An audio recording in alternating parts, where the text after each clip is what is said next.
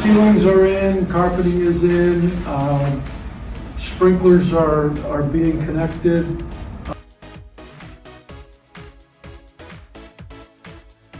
All the walls are insulated with sound insulation.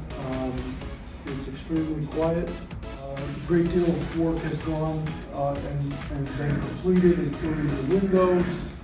So you can kind of see the amount of natural light that comes in that never existed.